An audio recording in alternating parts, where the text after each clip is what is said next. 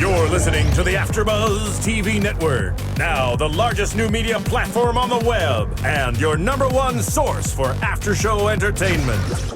Very good, Keith Johnson.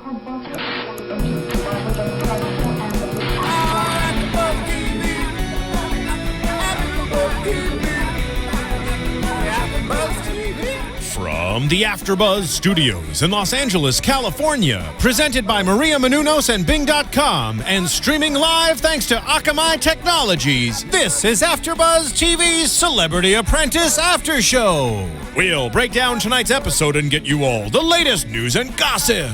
If you'd like to buzz in on tonight's show, you can buzz us at 424-256-1729. That's 424-256-1729. And now, another post-game wrap-up show for your favorite TV show. It's AfterBuzz TV Celebrity Apprentice After Show. That's right. Bing is for doing, and we are doing another AfterBuzz After Show here at AfterBuzz Studios, getting ready to talk about Celebrity Apprentice. Man, this show is so good. And we've had a very amazing luxury of having a great panel with us every week. My name is Ronnie Jr. I'm joined by Kimlai Yingling, hey. Kristen Carney, and Alina Akram. That was too close to corny. Carney. I'm so corny. Yeah. Carney. I'm so corny. My apologies. Anyway. No, and I you don't got care. my I'm just name so right corny. for the second week in a That's row. right. Woo! We're best Yay. friends now. Alina Yes. Akram. And here's the thing. It is a Celebrity Apprentice, season number 12, episode 5. I'm going to mop the floor with you, Aubrey? I'm going to mop the floor with you.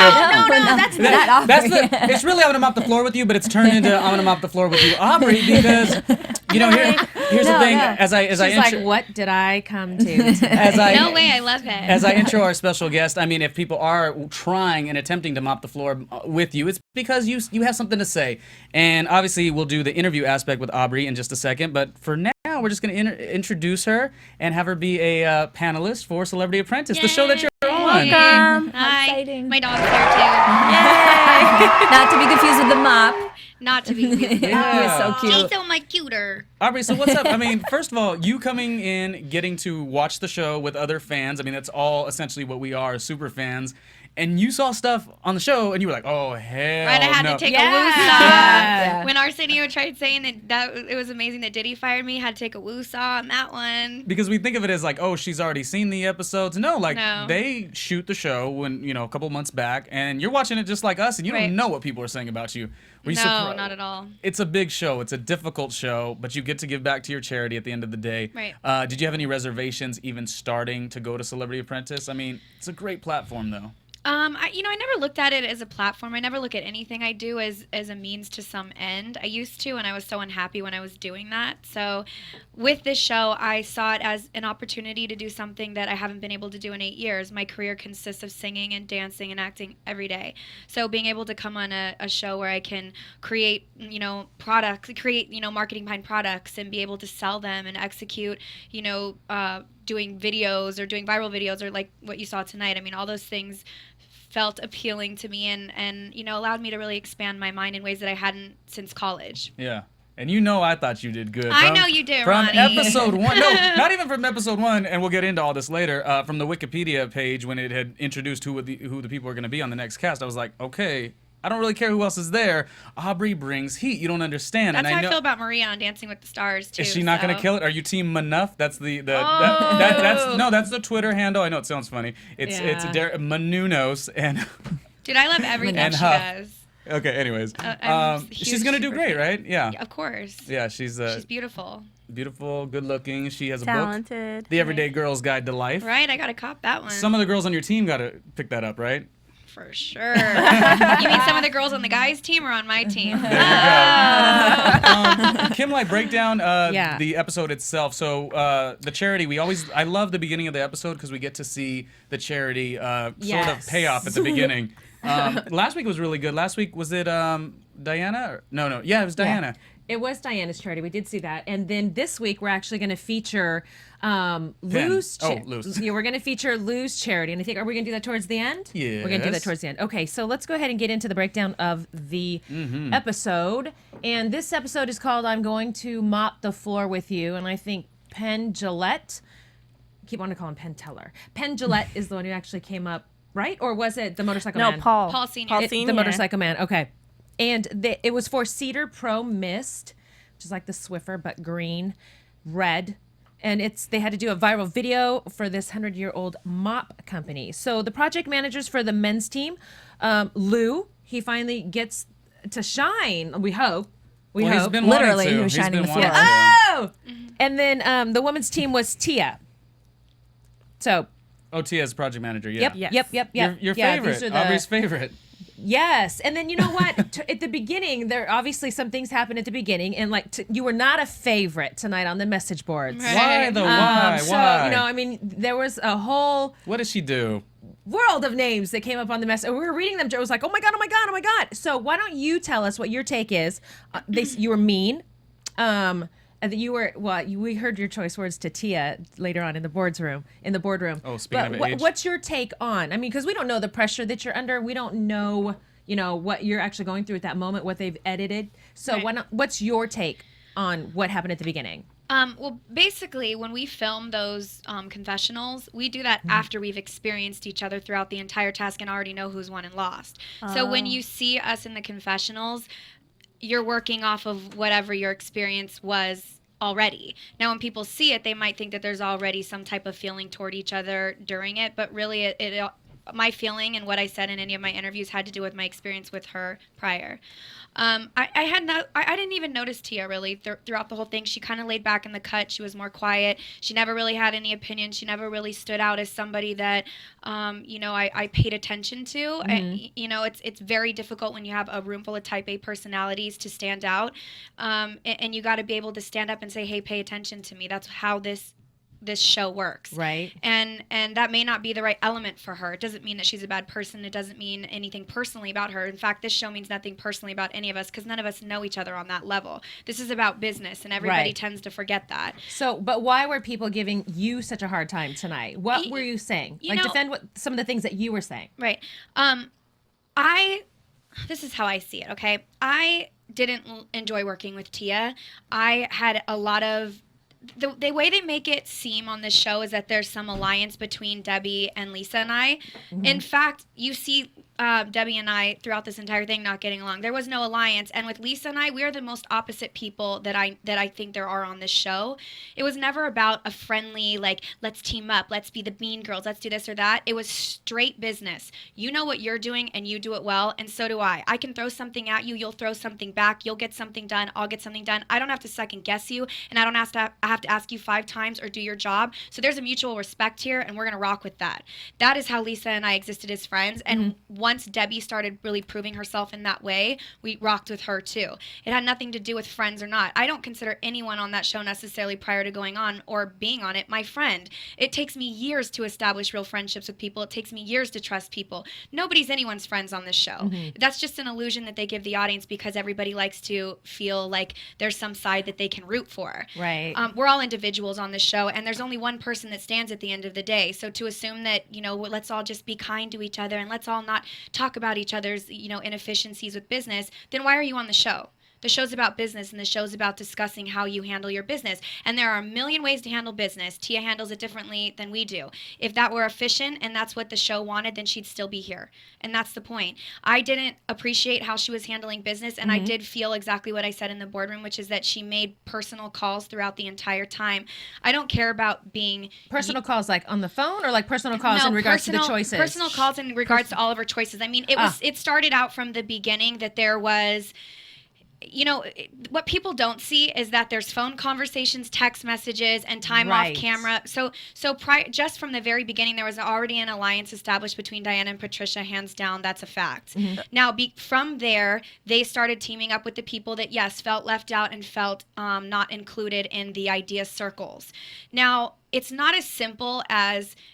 there's the cool people and the non-cool people, which I do want to address last week when I said that. The cool bus and the uncool bus? Right. I want to address that. When I said that, I was laughing because, and that was actually an interview that was taped at a different time because there were times where I wasn't in the cool van.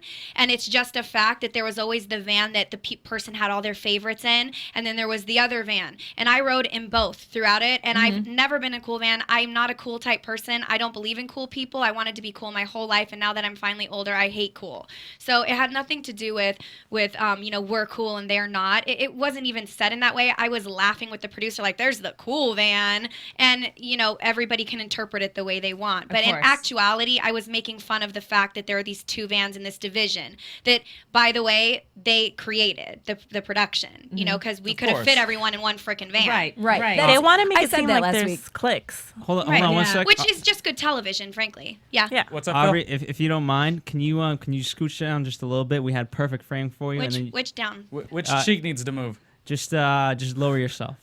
Yeah, you got up on your legs and it raised you up a bit. Oh, okay. Yeah, your right. framing got off. Sorry. Okay. Back to all this great conversation. So basically, I was very frustrated with working with her. I personally heard a lot of comments behind the scenes and saw a lot of things that were just catty on her behalf. And what in turn I did was express that in the wrong way in my interviews, because it was built up, and unfortunately some of that came out in the wrong way. Do I wish I was a perfect person and every single day I just said the right thing and I just was so politically correct about it? Sure. I think everyone does, but I also think that everyone can agree that at times we've come out of our face and said things a little blunt about somebody that we dislike. And I never disliked her as a person. I don't know her as a person. I disliked the way that she managed our team. I disliked the cattiness in which I saw her running things. I disliked the comments that she made behind my back prior. The one thing people don't understand about this show, I never had anything to say about anybody behind anyone's back. I went to my room and I closed the door and I went to bed. I had my dogs and I had my bath time. Did you guys have individual rooms? Yeah. But what was happening all the time when we'd get home is the strategizing and the people going to different rooms. I was asked to come to people's rooms all the time. Not once do I go to people's rooms. People came to my room. But I didn't go to people's rooms. I didn't need to make clicks. I relied on my mind. When I came into that, no one was looking at me like a fierce competitor. Everyone was like, oh, this girl's going to go quickly. Let's move on. There were also all kinds of comments going on about, oh, well, we can't get rid of this person because they're a favorite, and we can't do this and we can't do that. And there were always all these like manipulative strategies that were being created behind the scenes. I didn't play any of those games. I never did what I was supposed to do, and I never played along with the clicks, and I never played along with the manipulations that were taking place. I said what I felt. I operated by my own standard, and yes, sometimes I have a certain type of humor that's not for everybody, and I'm perfectly fine with that. I'm 28 now, and I'm perfectly fine with that. Aubrey, you're so old. No, but and let me address that too. I have a mom that is just getting a divorce at 60 and has conversations with me about finding true love all the time and says, I'm 60 and I still hope that he'll come one day. Aww. And I'm not the person that is an ageist or gives a crap about age. I think Tia looks beautiful. Never once did you hear me say otherwise. Do you feel bad that you said that? This is what I feel bad for. I was angry with her, and instead of keeping it to business, I took a personal shot, which I shouldn't have done. It happened with everybody throughout the entire show. The lack of sleep and the hours and the way that the situation works sometimes makes you not be able to think clearly about everything that's coming out of your mouth. I was frustrated at a lot of the things she had said about me, a lot of the perceptions she had about me. As you can see at the end, I finally let it out. I was sitting there boiling during the entire boardroom, and I didn't say what did I say? She was 40 or 50? I said you're a woman in your 50s. Okay, just so you know, I didn't say she's 50, meaning like that's a bad thing. My mom's 60 and beautiful and amazing, and I love her, and she's more of a woman than I'll ever be at this stage in my life, or maybe even at 60. You know, the demographics for the show is like but that's again playing by a rule, which you'll see a lot of people do. I didn't. But what I want to say is I didn't say she was 50 as if that's a bad thing. I was making a point which everybody lost because the front of the comment was harsh. Which was I'm 27 and you're however old she is. I said 50. I thought that's what she was. Either way, I didn't say it and like that's bad. You recovered. What I thought you was recovered bad. I mean, because you said, well, I'm 27. If I can have these ideas at 27 and you haven't jumped on the bandwagon yet, you should be more. The thing with Tia, she made a lot of excuses. It was always everybody's so loud, so I just don't get to have an opinion, or these people are teamed up and that's why I just didn't get to be a good project manager. Stop making excuses. Everybody was teamed up against me from the very beginning, but you don't see me crying about it. I stood up, I handled my business, and I proved myself every week. And if everybody in this room hates me, you didn't hate my ideas because you use them every week. Exactly. So, Kristen, did you have something? Or you were going to ask her about the episode or before? Well, along with the age, I mean, I get it. I'm the same age, and I don't look at I don't look at people in their 50s as older. 50 is the new 20. It is. Wait, it my really question- is. I wanted to say one thing this though. whole- Didn't age have something to do with this task though? Because viral videos is more typically a younger, plugged-in thing. I mean, Definitely, Well, look at the definitely. men's. Finish what you were gonna. Well, I was just I believe you had a quote that said, "This brand has been around for 100 years, like Right. Tia." That was the catty part. Right. So I The think. thing that I said in the boardroom wasn't. I mean, I think it's that funny. part was bad. Yeah. I mean, I think regardless, it's funny, but I understand personal feelings get in the way. But I think saying that bringing the age up twice is probably what maybe did it in for maybe people making comments and stuff. I don't care. I mean, I personally don't care. I think it's funny. I like to be entertained. I like when people say things like that. Right. I'm like, yeah, do it. Come on. I want to be entertained, but I'm not watching this necessarily to grow my brain power, although you guys have really great ideas. It's fun to see those types of comments. And I think that you do an amazing job at handling people coming at you, because I know from even doing something like this, and we get comments maybe, on YouTube or I will curl up in a ball for 2 days and I'm like, everybody hates me. And I have to applaud you for being so strong. And we when love you, Kristen. Yeah, I don't love myself, but I think that's really gosh. cool that you can you right. can dish it out and you can take it, and I think that's pretty And badass. you keep it real. All right, let's Yeah. talk. And, let's- and I want to say there were so many comments made throughout it about me or in general that were so nasty by all the people that everyone's defending. They just didn't have the balls to say it on camera, and I did. That's the difference. Right, Yeah. right. And yeah, a lot of what you say in those interviews are probably fed off, it's different. You're in the boardroom, you say what you say, but then in those interviews, I mean, it's probably you sitting with the producer for a great amount of time, and maybe you're stressed, and you say your natural thoughts. So boom, moving on from that. Yes. You know what? This goes right into last week when Adam. I was gonna say Adam Gillette. I get everybody's names mixed up. When Adam Carolla was let go. You're fired. Yes, you're fired. You're fired. And then the other guy was fired, Andretti. And then he did his podcast on Tuesday, and he said that the real reason why he was talking about the real reason he was fired, and I think Penn was on the show with him, and they were talking about all the things that we as viewers don't see in regards to the show. And he said that that's not even how it happened, and it wasn't even about that his. What was it? His process of what was going on sucked. It was that the producers had told him that he should do a Steve Jobs type of presentation. Yeah, they did say that. So Did they They do a lot of changed editing? his True. presentation for him. exactly. I don't know because I didn't ever see the guy's work, but I do think that from what I understood that they did a better job. Sometimes this is the thing about this show. Sometimes the better team wins and sometimes the better team loses. Yeah. The better team doesn't always win. If you're sitting at home and you think that, welcome to reality, the reality of reality TV. Right. I always think that too. I'm always like, oh, Donald or the producers are gonna pick this team because this is the right time for them to battle it out. I mean, you almost feel that that's going to happen. Well, we think the same thing when he fires certain people too. At least I do. Or when he coddles some people like Diana. Like Diana. Every week from the beginning. Aubrey, what are you thinking over there? I know. Listen, We're gonna go this- off on Diana, on Debbie, on. No, I love Debbie. I We have questions. Yeah, I love Debbie. But listen, this is the thing. I love Diana too. Listen, this is the thing. It's not about her. It's just about the fact that she gets and coddled by this him is the thing, for and no I reason. talked to Clay Aiken the other day. He made the comment about I'm jealous of her. She's prettier. I was insecure, whatever. Now, I spoke to him, and I was like, did you really think that? And he said, yeah, from our perspective and the perspective that we were given. And he said, I was intimidated by you, and so I didn't like you, and I didn't want to like you, and I wanted to be aggressive toward you.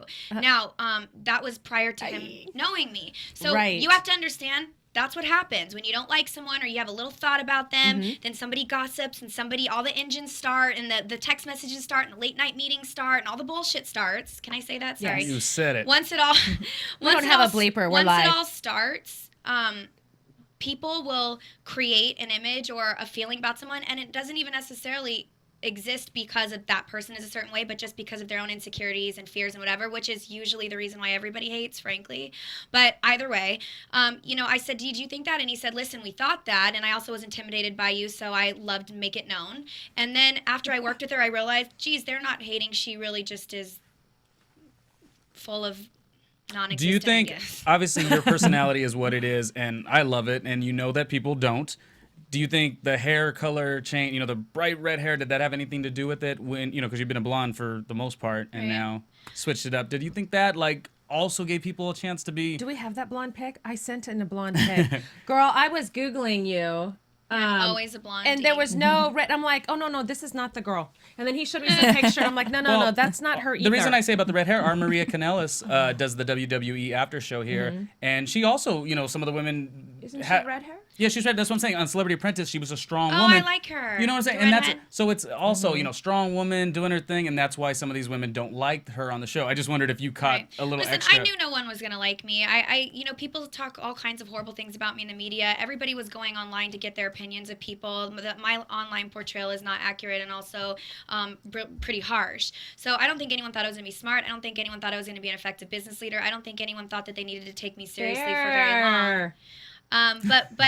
But I didn't care. So pretty. You either have ideas or you don't. And the cool thing about Celebrity Apprentice is whether you hate me all day long or not, I'm the one that came up with the ideas and either had you win or helped you execute. So at the end of the day, what can you really say about me right now? The internet told you I was an asshole. You think that that's going to send me home? Right. You're definitely proving people wrong because honestly, you see Aubrey O'Day, she's a pretty girl who can sing and dance. You don't think, she's going to come in here and have all this business strategy and intelligence. I knew it from day one. But you're really proving to I be have one of the theories to stronger. support that later on. Let's do the task, and then we'll dissect the boardroom a Yes. little bit, and then we could do a commercial, and I want to do some photos, a whole bunch of stuff with Aubrey because we do And have her here. questions. Yeah, feel free to hit us up on the phone calls if you want, 424-256-1729. 424-256-1729. I feel like somebody told me I said that fast, but it's because I sing it, because I memorize it better if I sing it that way. It's your radio voice. Anyways. So you said it twice. It's good. Well, that's why I did it. Anyway, so let's talk about this task. Viral video. Anyone want to chime in on what they thought of this task here? Well, okay. Oh, I will. Go ahead, Kimlai. I thought that Lisa exploding. I mean, I thought that was gonna come. It was clear that she was getting frustrated. I mean, I probably would have been frustrated too. Diana frustrates me. Just watching her frustrates me. Her language barrier. I mean, when she ordered penises instead of peonies, I about died. And once again, I'll go back to her going, "Boardroom? Did we go to the boardroom?" And so that whole penis thing was hilarious. It was funny. It's like she gets so upset. It just seems, I mean, and what's your opinion as well? But it seems like she gets so upset when someone tries to delegate her a task and it's not necessarily a task that she has come up with. So I still don't even know what she can really do. Either do I. I just think she doesn't have the ideas, and then but she still wants to be a part of something. So Right. she's always like that little kid, like, "What do you want me to do? What do you want me to do?" But when people hey, I'm give here, her I'm here, something I'm to here. do, she doesn't want to do it unless she's going to do her No. idea. This is Diana in a nutshell, okay? Oh, God. She Oh, God. she's eager and she doesn't want to be the dumb beauty queen. And I know what that feels like because I'm eager and I don't want to be the dumb Playboy model. So it's just a defense mechanism, and I think that she needs a little bit more life experience or studying in certain areas to be able to be a great marketing person. She's been able to market herself in a great way, so you got to give her props on that. With the way that we need to have the ability to think to market to all these variety of companies, that's not her skill set right now. No. She has plenty of time to learn it, and she'll be hopefully an amazing mind and a creative force to be reckoned with as she grows.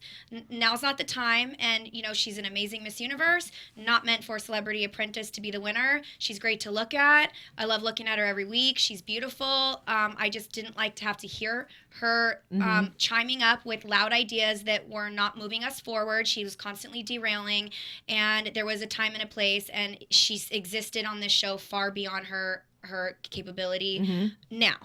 And it was frustrating because it was constantly derailing us, and there's not a lot of time to get a lot done. And when you're having to do someone else's job, carry their weight, explain, and then go to a boardroom where somebody obsesses over how amazing she is the entire time and won't listen to you, and I feel like frustrating. I feel like Lou and Diana have some, although obviously very different looking, and all that, they have something really similar, which is the insecurity because they've gotten success. Trying to prove themselves, maybe. Right, because they've gotten success based off of their looks or their muscles. See, I don't get a sense of insecurity from Diana. I get a sense of she has not had enough life experience yet. Well, I get a sense of insecurity because she's so defensive. And eager. If you're defensive, that's just, like a cover for insecurity. The only difference between her and Lou is she has Donald Trump he's got her back, and Patricia's got her back. Yeah, but Donald Lou also doesn't seems have to anybody. have. Donald also seems to have. Yeah, if Patricia wasn't have there, anybody? if Patricia wasn't there, I'm not sure how well Diana would do. I mean, Yeah. that's the honest That's truth of it. she's definitely in her And I haven't corner. even decided if I'm really loving Patricia as far as her work ethic yet. I don't know yet. We haven't really seen much. I'm not loving her. I know she loving her started off either as a because project why manager. are you defending Diana if it's not for the right reason? That will It's get- just like that an will- that will ethnicity get her in thing. trouble. Yeah, should. it's like That it's get her like in trouble a next week. cultural thing or something. It seems like It is. It was, and you know what? Good for them. You know, they understand a culture, they understand a language. They spoke the same language. So you're coming into a situation where their natural language is something else, and they were trying to, you know, they both speak English as well, and they were trying to communicate with us in something that's our natural language. So there were language barriers, and they were speaking Spanish with each other a lot because that's their first language, and that's fine. But in a world of business, if you're representing a company that has an English speaking that wants an English-speaking commercial and wants a product a certain way and whatever, then you have to be able to do that, or you can't. And if we're representing a certain product that's, that wants a Spanish commercial or a commercial spoken in Spanish, then we would obviously bow down and kowtow to their knowledge because they know it much better than us, and I wouldn't assume to step up and know it better than them because I don't. Right. Even though I do speak You know, Spanish. I but- think Patricia as well. I mean, I think she has some empathy for Diana because she's been there. There is obviously a huge age barrier It's there. just the bond. And I think that she's probably pretty familiar because she started out young. She was the first Asian, whatever, Whoa. Breaking news right here. Latin model, and I'm sure she struggled as well with the language, you know, Oh, and being those here bonds, and those bonds probably So she connects. were created by maybe they felt insecure by being a little bit of an outsider. And those late night, you know, like you said, off the camera, but when people are going to sleep and they're, you know, congregating in rooms, maybe those two just naturally. Well, when I was a teenager and I went to Europe, I was there with some friends and You we were a were Latin 16. supermodel too? Is Okay, hello. got When I was in Europe, my friend and I, we were there performing, and we just flocked to the nearest McDonald's because we just wanted to be around people I did that we in liked. Vietnam. Yeah, my I wanted to be gosh. around familiar. Oh my god! Go. I'm sorry. We're like all cutting each other off. Finish. I would have been in a So you hole flocked to in Vietnam or McDonald's? something. Yeah, no, I mean we just flocked to. We just don't repeat that. We just No. we tried to stay in our own little See what group she at said? 16 because we were young and we were homesick and we were kind of scared. So I can see why they would team up. But it's funny though because Patricia and Diana, it may be, you know, if you bring them back home, they would never even speak to each other. But when you cut out the rest and also of their... the first alliance to have been made on this show was Diana and Patricia, and that was the first alliance that started to control the flow of what was happening. Lisa and I didn't come together, but we came together on Brain Power. It seems like you guys Diana did. and Patricia came together on we have a common interest and we're going to protect each other. Lisa and I never protected each other. If Lisa did wrong, I'd say she did wrong. If I did wrong, she'd say I did wrong. We didn't protect each other from our mistakes, but we did encourage and cheer each other on because we both appreciated each other's brain power, and it's a difference. It's a different kind of alliance. You guys had good definitely, chemistry. But yeah, definitely good chemistry, and it did seem like she did have your back quite a few times. Right. You know. No, she did. And, I personally was closest with Teresa. I loved her, and I were, like, silly and fun and had a lot in common. Wow, I wouldn't have saw that one. Yeah, I mean, I personally got along and had more in common with Teresa, but when you ask me who is my competition and who is, one of the smartest people, I will say Lisa, because I'm just honest and fair. Who's my good friend that I love hanging out with that I have most in common? Teresa. Who's the smartest one that I feel like is my competition in this? Lisa. And I'm not going to say Teresa because she's my friend, and I'm not going to say Lisa because she's my friend. You have to just be honest. When you get into that boardroom, it's not about friendship. It's not about lying. It's not about manipulating. It's about telling your truth. And so, like Tia said at the end, you can sleep at night. I never went in there and lied, and I never went in there and didn't tell the truth, so I can sleep fine. Am I sad that, like, my frustration with her came out in an immature way at times? Absolutely. And by the way, it did for everyone, and it did for Tia too, because she said a lot of really obnoxious, immature things. You just didn't happen to see them because she's not as watchable. Well, apparently we didn't see a lot of things. Right. But speaking of that and about saying things and being honest on the show, I want to ask you a question. Speaking of last week's episode. Yeah. When the charity, which you guys are all getting a lot of money for your charity, and the charities, what can you name your charity again? My charity's Glisten. Yes. And you did not tell the truth about when you were doing the, what was the thingy? That the car. Buick. Buick Verano. Yes, but then you Verano, admitted it, saying that. Did you make that whole story up about your That mom? was tough. I'll Yeah, admit and that was difficult. Yeah, That was hard to watch. I want to tell you I was something. like, why did you even say it? Why No. did you even admit that? No, let me tell you something about that. A, I never said I made it up. That was an edit. B, they assumed that I made it up because it's not entirely factual, but I drew off of experience. And what we were doing was telling vignettes, which are stories that are told to sell this product, which is why we did the vignettes. And in the vignettes, we needed somebody who had this experience, and this experience, because those 3 vignettes sell the essence of this car. No one had an experience anywhere close to what we needed to sell except for me. So the way that it was edited was more of a comedic, funny, like you hear me say that. If you notice, you don't see me say those words out of my mouth because it was an edit. But either way, I didn't mind it, and I thought it was funny because it wasn't necessarily the whole truth, but I was the one who reached a close enough experience with my mom being in a car accident that I could tell a good enough story. And were the tears and the, dramatic, sales pitch of it all a marketing strategy? Sure. By the way, every product that you love has a marketing strategy that is a bit untrue, including every celebrity that you like. We're all here to portray an image and to portray something to society that is a sellable, workable product that is a brand. And sometimes, because not any one thing is absolutely everything, you have to extend the truth in ways to create a product that feels touchable and reachable for everyone. I thought you were just trying to get your acting on. I was like, look at her go. But I did get my acting on, like, didn't I? Right? Stepping into acting. I was like, what's happening here? It was fierce, right? I had to woos off for that one. I was like, how am I gonna get these tears out? I wanted to sell a product. I'm fierce when it comes to selling a product. If you tell me I can't do something or you give me a challenge, I'm gonna practice all night. I'm not even gonna sleep. I'm gonna make sure that I cry and that everyone in that audience is crying with me, because I'm here to sell a product. I was not here to be honest, and tell the exact truth about every little thing. I'm not here to be the nice guy person that just pats everyone on the back and lies and tells them they're great even when they're not. I'm not here for any of those. The job requirement for Celebrity Apprentice is to be the most effective business leader. And that is what I did on this show. And in my personal life, am I the warmest, kindest person? Am I sweet? Do I try to really pull my ego back? Do I try to be giving? And do I try to see the best in everyone? And do I judge right away? No.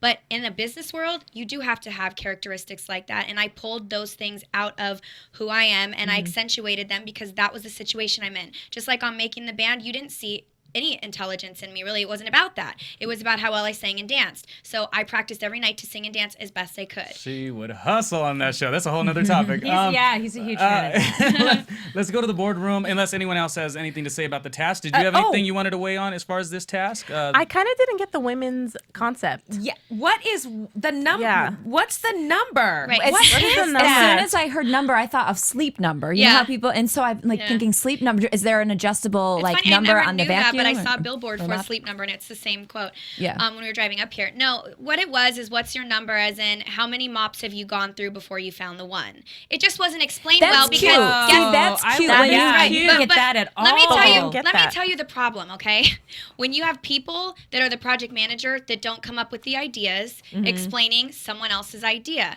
So when it was my idea, I always tried to jump up and kind of explain it, and I always got crap like, oh, you're trying to stand out and take all the credit. No, I just don't want her explaining my idea because she probably wasn't even listening to half of it, and she doesn't understand it. She said okay because she didn't have anything better, and I don't want to look in front of the Trumps or in front of any other company like it wasn't a great idea when it really was. The essence of a lot of the themes behind things that we did weren't explained properly because they were being explained by people that didn't create them.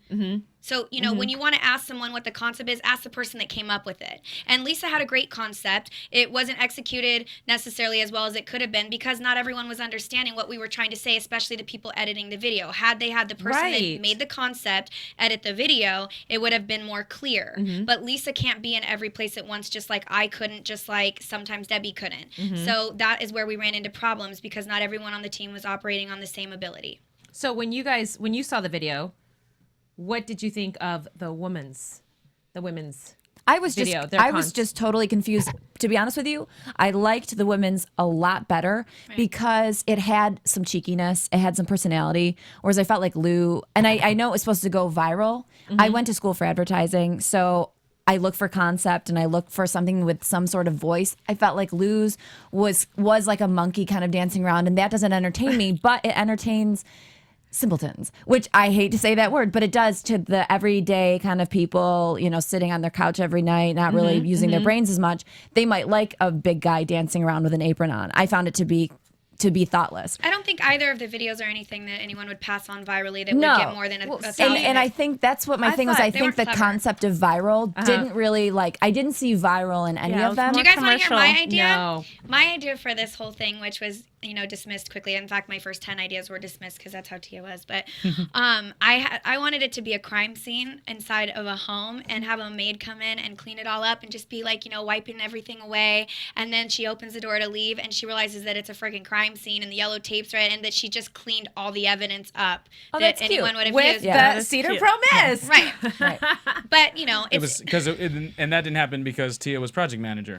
I mean, they didn't really show it, but like I always was like a crazy brainstormer and had like 15 ideas right when we got in the Would you come up with them right away, or did you guys have time to go back to your rooms and think about it? You had to come up with them right away. I was coming up with them the last as episode, the product was announced. When we're standing there, I'm thinking. It really featured you the last episode coming up with. I guess a question that a lot of people had were is, you know, you being so strong in every competition, coming up with the ideas, brainstorming, why or how did you not get selected to become project manager earlier on? Or was this a choice by you to kind of stay away from?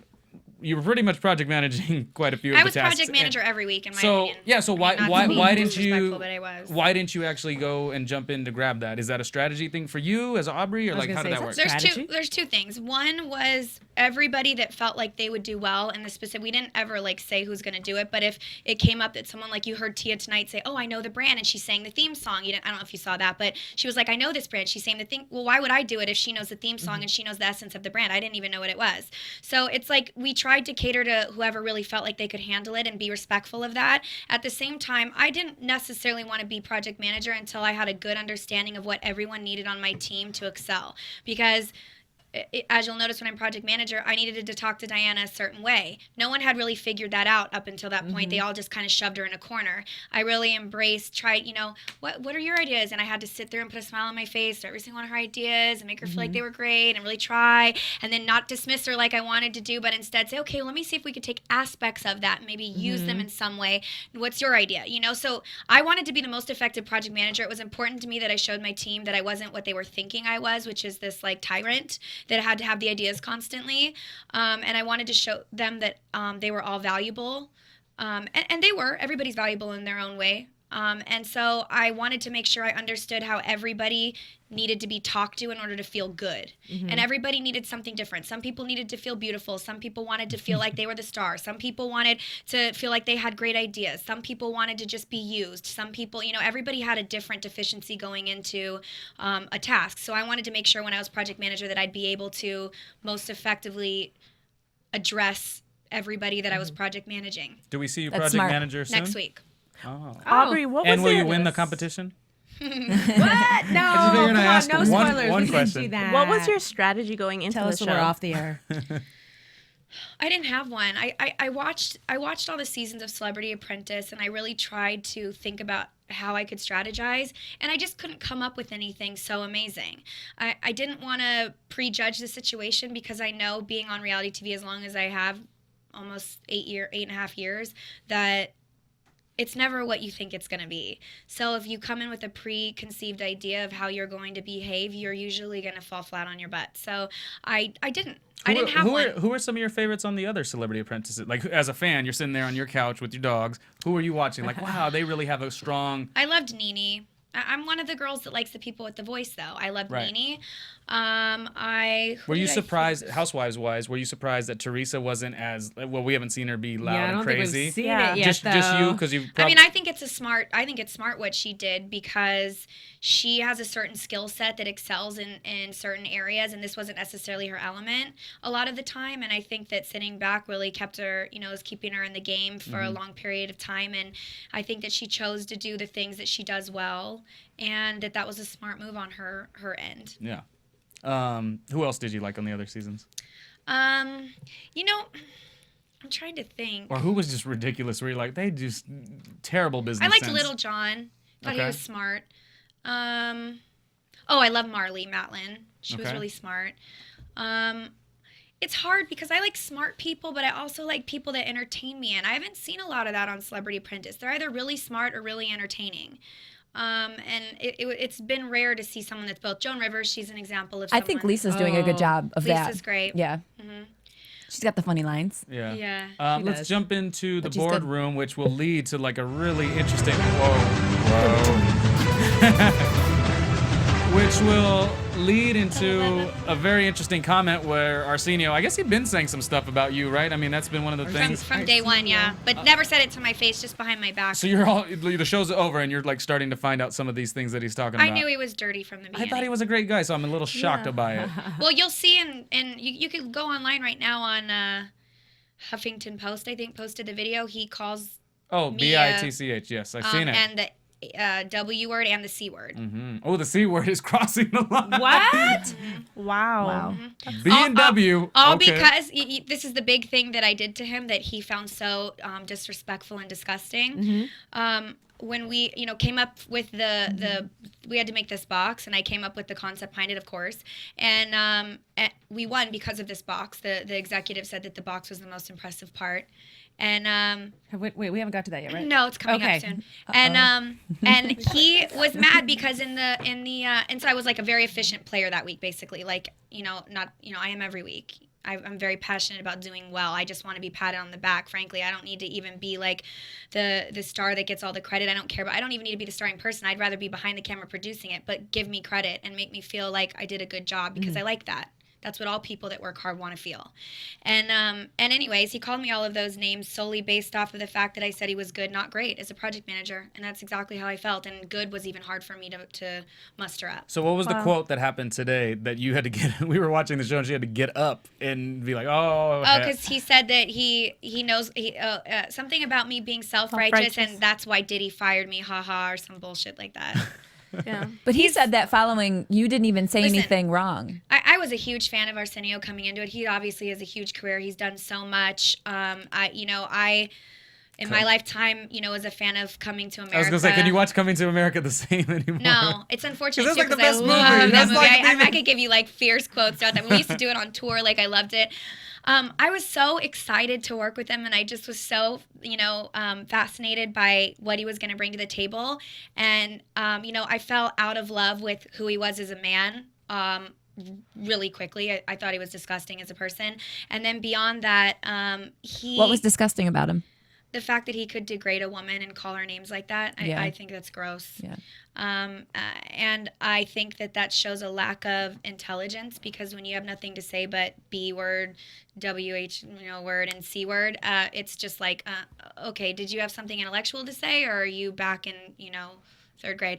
And then I fell out of love after that with him as a businessman, because I just didn't feel like he brought anything to the table. He was under Clay's shadow a lot, and Clay was great at what he does, and Clay was effective as a business person, and I never saw Arsenio be that, ever. So who was your favorite guy? Penn. Penn is just so good on Why this show. Penn? I mean, we all think he's really smart, and he's really smart. I mean, was a given. He had a moral code that he never broke. And I think that there were a lot of the men were heavily strategized and catty and manipulative and not consistent. Like, one day they'd like you, they'd smile in your face, they'd go behind your back. Like, it was all like, one day I'd be like, wait, you were just my friend, and now, wait, what? Huh? Well, so shocking. It's shocking to hear this, though, because they don't seem that way. Like, no, the women are portrayed as catty. The men are, yeah. Well, in tonight's episode, though, we did get into that a little bit because Clay called Penn condescending. What do you feel about those comments toward Penn? I mean, I know Penn's smart, and sometimes that can intimidate people. Do you think Clay was in the right to say that, or? I don't know Clay's experience with Penn, and I wasn't there during all this, and I clearly am watching an edit, so it's difficult for me to say who is right or wrong. I will say two things. I think Clay and Penn are very smart. Completely separate from just those two men, and just the word condescending in the first place, I think is typically used when people are intimidated by someone's mind. It's easy to say condescending, just like it's easy to say the C word. Right. Another interesting boardroom. We obviously see Tia leave because she volunteers herself, much like Adam did, but it's just her. When she left, what are you just kind of, you're in a boardroom, you've had to say some stuff to her, she's had to say some stuff to you. What does that feel like when she's just like, she's the one that goes, and you're right next to her? Do you look at her, or do you talk to her? How does that work? I mean, I gave her a hug and said it was great knowing you, nice meeting you. Like, it's not personal to me. Before she went into the elevator? I don't know her as a person. Yeah, I don't know her as a person, so I just can't. I can't dislike her. What I thought was honorable is that I think she knew that she wasn't going to be able to take anyone on in that boardroom, and I think the people that she wanted to take on, she knew she probably wouldn't be able to take on, and I think that she doesn't like the either she doesn't like the ugliness, or maybe she doesn't feel like she could be strong enough against it and hold her own. Either way, she gave up.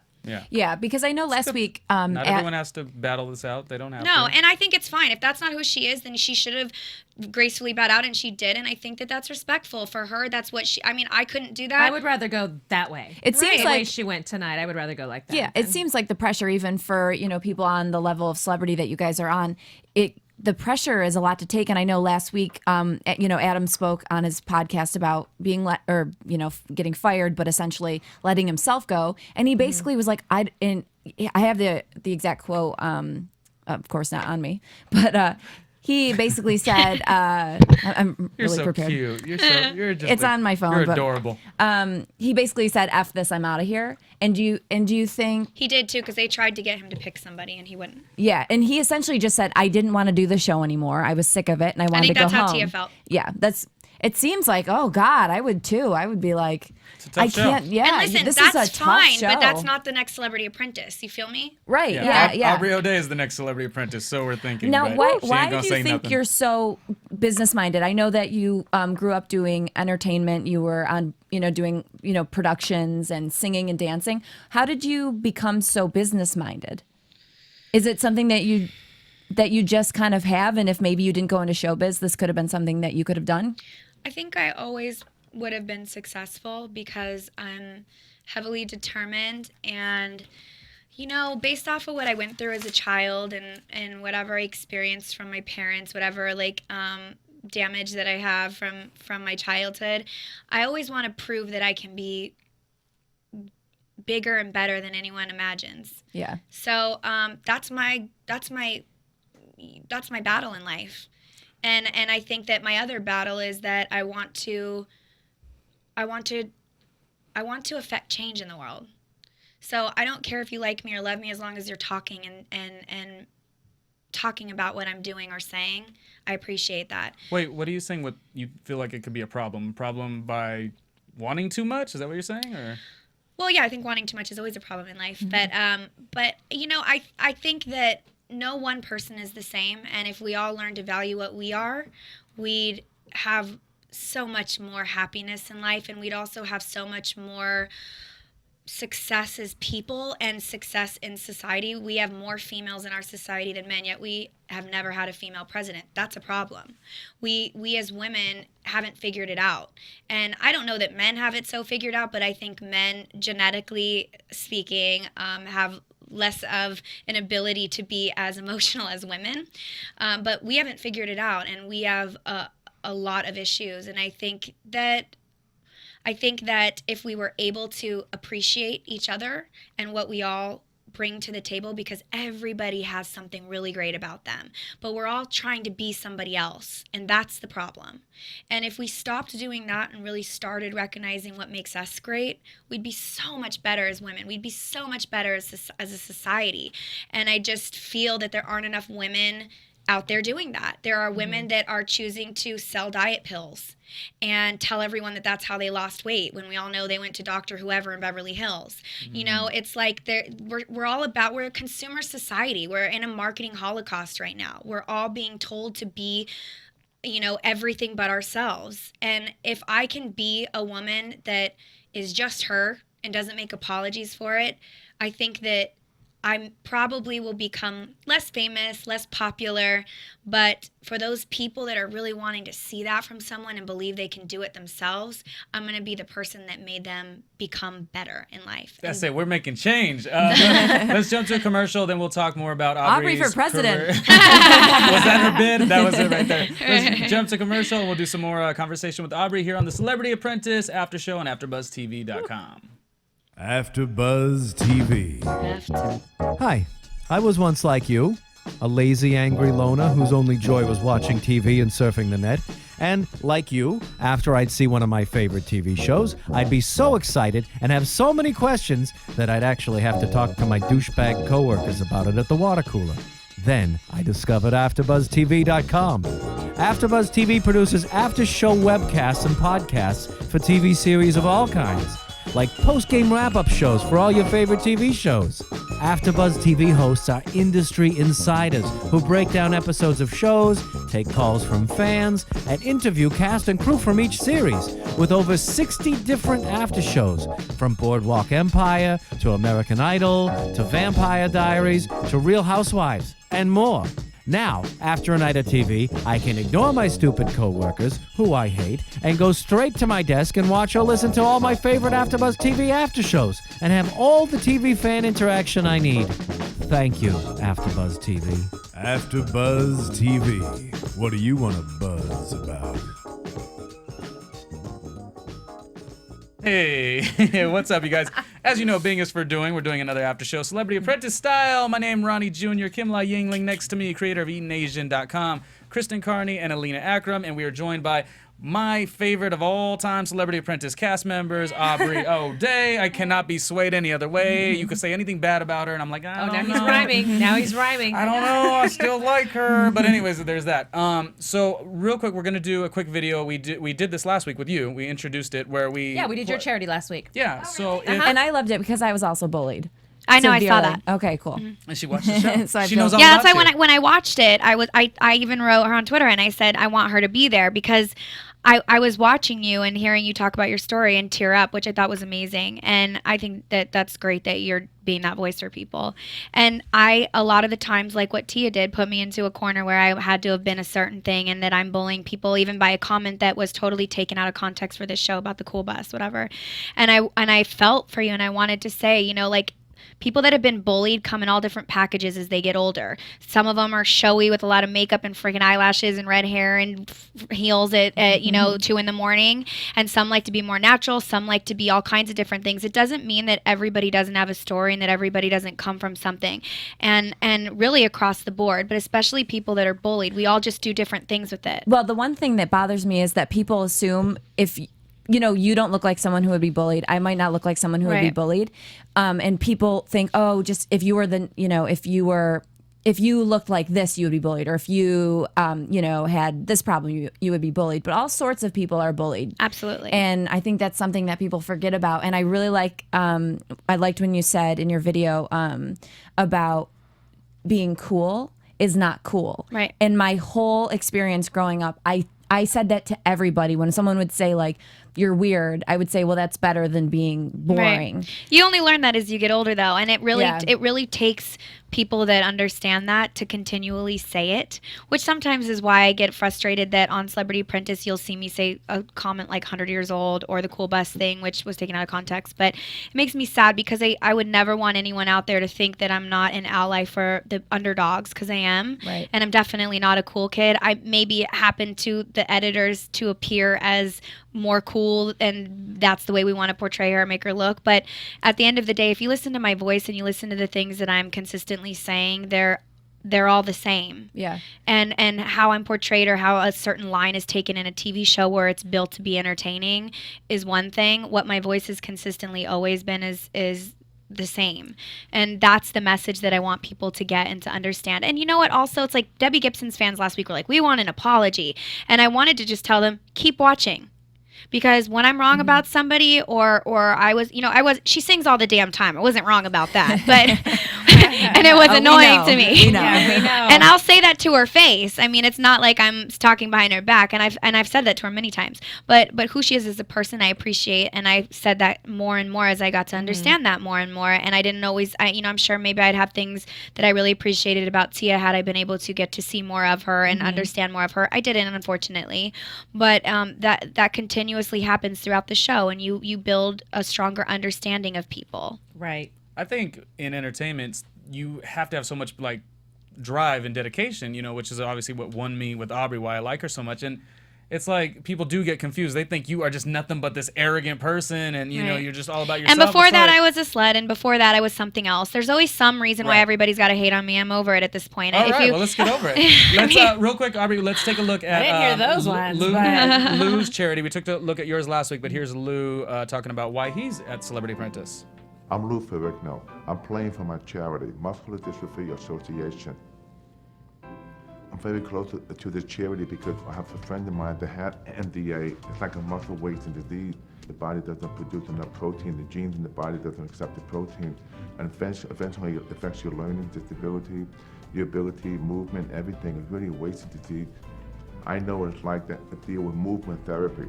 And these people I've known and people I've seen over the years, they lose their mobility to do the things like getting out of chairs and everything. And it's really sad because I want to give them hope. I love him. I'm here to win the battle because especially I want to give a lot of hope to these people, like, Muscular Dystrophy, my charity, because it's a battle and they can win the battle as well. They can be just like anybody else. They may have to work harder than the average person. I want these people with the MDA never to feel sorry for themselves. They have a life and they have wonderful tools to be a better person. Hoping we raise money to find a cure. That's my main goal, ambition, is to basically find a cure and help these people that have muscular dystrophy. All right. That is so interesting to me that he's doing muscular dystrophy. I would think he would do something with hearing issues or something. It's just like if I had cancer, I would go for cancer. If I had, I'm just saying. I'm glad that he's doing it for muscular dystrophy, but he has his own, thing. I would think that he would support his thing, but good for his thing. Yeah, I thought that was great. I think it's good when people don't do the obvious. I really like to look at those. I mean, it is that little bit that you watch Celebrity Apprentice for one reason, or not for one reason, but the drama and the who's gonna win or whatever. But I love seeing stuff like that. Like that's just kind of outside. It definitely adds an element. I mean, an element to the show, to all the drama, all the craziness. We always say that we like on. the first 2 minutes of the show is because we see the payoff of the person who won, the project manager, and I always think that's so special. I'm hoping you get that opportunity. Do you get that opportunity? You're trying, Ronnie. Try, Ronnie. If not, we'll film it. AfterBuzz will film that. Anyway, so let's talk about Aubrey real quick. Or is there any other Celebrity Apprentice things you want to talk about, Kimlai? You're the boss of me, so you tell me. I love it. I just wanted to. I think what would have made the guys more viral. I favored the men's video real quick. Just back to the whole project. I favored the guys. I thought it was a little more viral. I thought it would have been more funny if he would have done it as the Hulk and be green. And the girls. He probably video, did too. Yeah. Wasn't that what but he it was pushing cute. for? But I thought the editing could have been better. I thought it could have been better. And then the girls, it took so long. The video. I know I'm backtracking here. The girls' video to me took so long to get to. I had no idea what they were talking about until they actually showed the mop. Yeah. Or that thing. It was just a little That confusing. little- It could have been presented better, I guess. So, I agree. Okay, so obviously I walked in here Just the felt first like I had time. to say that. No, it was great. Wonderful thoughts and opinions. Swiffer, whatever that thing's called. We're gonna go buy one Cedar. today. Oh, Cedar. We're gonna buy a Buick. Mop. We're gonna buy everything Celebrity Apprentice tells us to buy. No, so here's the point. Like the first time we all kind of talked about the characters, I was like, I really liked this Aubrey girl. I was trying to tell you guys. Oh my God. But True see- fan right here. But see, I know that- he is. well, He was quoting something that I said like when I first got in the industry. And am I not the same person? You gag, right? Well, you know Yeah. what? Are you going to show that picture? I'm gonna show those pictures first. The first thing I want to do is show a Have video. you seen it? Yeah. There's I was like, what was I wearing? Did we? There had to have been some issue. But it's like you guys said you lost your There luggage. I was a like, luggage okay, mix. that explains. Unless you it. just said that. No, but I want to show a video. Like, I couldn't even. I was on the Aubrey O'Day. There's so many Aubrey O'Day Twitter fan pages. I was on one of them, and we were kind of going back and forth about what was your favorite Aubrey moment that really won you to make you really like her passion, her drive, and why you would think she'd win Celebrity Apprentice. And I was like, I don't know. It was that season where they had the 72-hour challenge with Diddy, and they had to go to Miss Jones' radio interview, and then they had to go do rehearsals and this, that, and the other. And she broke down on the show. Like Aubrey's character broke down on the show. Phil, it's on the 2:20-minute mark. You gag. If you wanna, okay. Shade. But this. Elf. But I think this is just here. It's right there. Actually, you're right on point. You guys, this is why when I watch stuff like this, I think there should be more shows like Making the Band. My God, I haven't seen this in forever. Fine, I won't wow. talk. Just play it. I haven't seen this since it aired. Okay, here we go. Ready? 5, 6, 7, 8. And 1, 2. Boom, boom, cat. Whoa. Come on. And 2. Oh. All right, very nice job, girls. We are She has finally brown near hair. the end of our 72 hours. We are exhausted. We've met with Atlantic Records, we've written songs with Diddy, met Miss Jones at the radio station. Y'all picked names for our group. They did? Who did? Catch a brick. Catch a brick. They said catch a brick. They said 3 because only 3 people. only 3 of y'all. No, They said that. They said Shannon and I. They didn't say people. You've got to get a thick skin, you guys. I think that's fantastic. We were laughing. Were you? about it. Okay, good. Yeah, we were. Okay, because I feel a little swirl coming in this room. We laughed. Don't give into the negativity. You may not think you're giving into it, but it can fester. I just want to prove that I'm not a pretty white girl. You just be you. It's enough. It's enough. It's enough. Why are you crying? I don't want you to think you're the white girl who can't sing. What kind of lie is that? Take a deep breath in and let that go. What are you gonna let go today? Let's have an Oprah moment. My own insecurities. Yeah, I have them too. We all have them. And you know what they are? They're just little lies. They're little white lies trying to stop you from fulfilling who you truly are. Don't let them tell you what you're not. They could never say you're the white girl who can't sing, really? Well, how come I hear you sing down? So here's what's gonna happen now. You're gonna go and you're gonna make a fantastic album. You're gonna make hits, and we're gonna do things that only 5 of you that have come together could possibly do.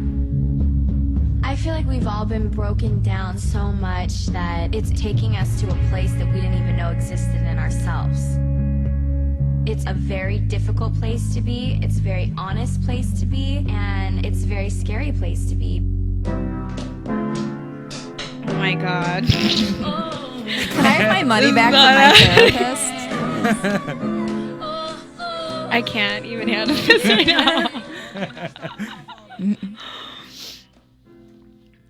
This is crazy. It was a moment that affected me, so you should watch it.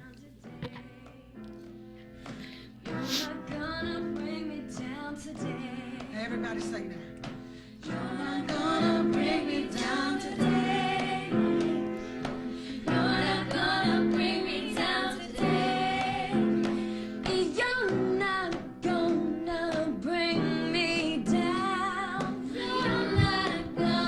I guess that's enough. I guess we don't need any more. Anyway, but they're not gonna bring her down. And I know you probably don't want to always talk about the Diddy days or not, but it's just I got what I want people to know. Even when I make an opinion, are you crying?